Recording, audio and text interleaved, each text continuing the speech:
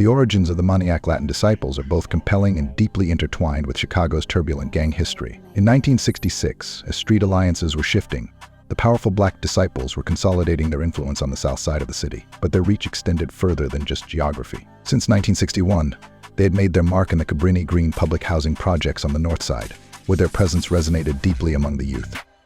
At the same time, young Puerto Rican boys in East Humboldt Park were grappling with their own battles. Attending schools alongside Black Disciples, these youths faced hostility from local white gangs like the C-Notes, Gaylords, and PvP despite having family ties to Puerto Rican gangs like the Milwaukee Kings and Latin Kings. These boys saw a different path forward. The allure of the Disciple Nation was undeniable, and they found themselves drawn toward its power and unity. However, there was a catch. To be accepted into the Black Disciple fold, these young Puerto Rican boys needed to create their own Hispanic faction. And so, in 1966, the Latin Disciples were born, carving out their own identity within the Disciples' broader network. Albert Hernandez emerged as a leader, rallying a group of 12-year-olds under the name Latin Disciples not far away. Pete the Burner Correa led the Bruce Lee Latin Disciples, and further down the street, Jos Freckles Sedano commanded the almighty Latin Disciples. In the span of a few short years, what started as a response to local tensions evolved into a complex and deeply rooted organization.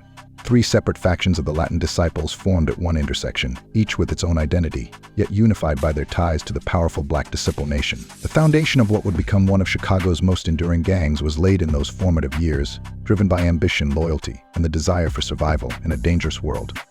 This is perhaps when it all began. This 1966 article details in the later part that Puerto Rican and Black gangs were uniting, saying they were blood brothers. Perhaps this is something that brought in the foundation of the MLDs.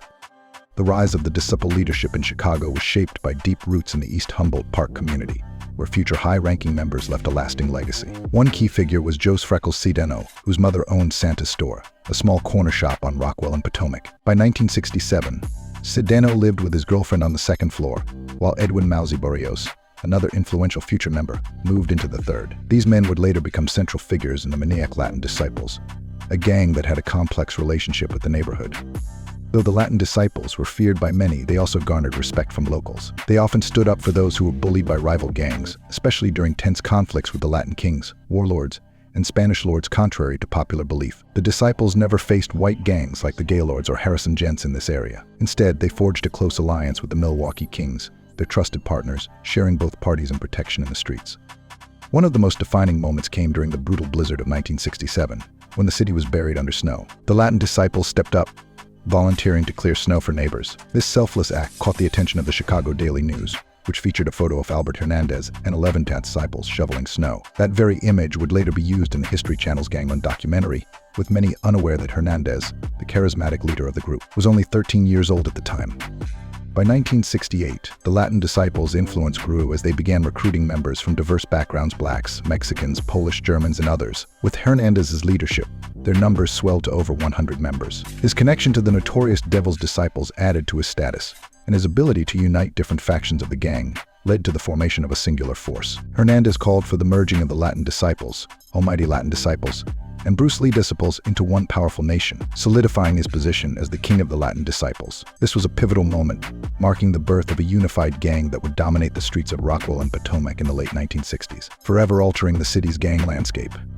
In the late 1960s, the Latin Disciples forged a powerful alliance with the Spanish Cobras, when the Cobras moved into the Maplewood and Division area. What began as a close friendship would eventually spiral into one of the most bitter and deadly rivalries in Chicago's gang history, marking a turning point for both groups.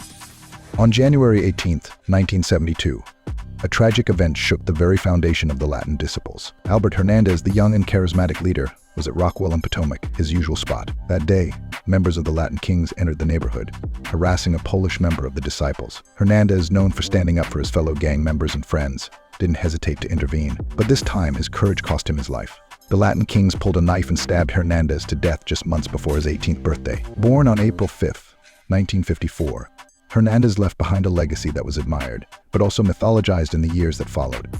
Hernandez's death sent shockwaves through the gang and the community. Though some would claim he idolized Adolf Hitler due to his hunger for power, there was no truth to these stories. In fact, the rumors about his fascination with the dictator, along with tales of him being a ruthless drug dealer, were exaggerated after his death. The title of king, which Hernandez supposedly adopted, didn't even exist within the Latin Disciples during his lifetime. It was only after his passing that he was posthumously named King Hitler, further feeding into legends that painted him as a far more dangerous figure than he truly was. Contrary to popular belief, Hernandez wasn't heavily involved in drug dealing. The Latin Disciples wouldn't become major players in the drug trade until years after his death. In his time, Rockwell and Potomac were the sole territories under the gang's control, and they didn't expand into other areas like Hirsch and Rockwell or mix with the Latin Scorpions during Hernandez's reign. By the late 1970s, long after his murder, many of the original disciples had left the gang, especially as the drug game began to dominate. The death of Hernandez did not go unpunished in the streets, however. While no arrests were made for his murder, the Latin Disciples and their allies, the Milwaukee Kings, sought and achieved vengeance. The Latin king responsible was later found dead, and much like Hernandez's case, there were no arrests. This cycle of violence only deepened the animosity between the Latin Disciples and their enemies, marking the beginning of an era defined by bloodshed and bitter rivalry, all in the shadow of Albert Hernandez's untimely death. The death of Albert Hernandez in 1972 marked the first time the Latin Disciples lost a leader, sparking a war with the Latin kings under the new leadership of Prince Diablo. Out of respect for Hernandez, the title king died with him, and from then on, leaders would be called Prince, with Diablo being the first to hold this title until the late 1970s.